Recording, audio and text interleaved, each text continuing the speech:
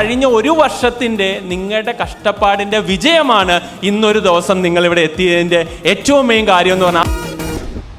നാളത്തെ എല്ലാമായി തീരേണ്ടുന്ന കുട്ടികളാണ്. ആ ഒരു ബോധത്തോടു കൂടിയായിരിക്കണം പറഞ്ഞു. എന്താണോ നിങ്ങൾ ഏൽപ്പിച്ചു തരുന്ന ചുമതല അത് കൃത്യമായിട്ട് നിർവഹിക്കുക.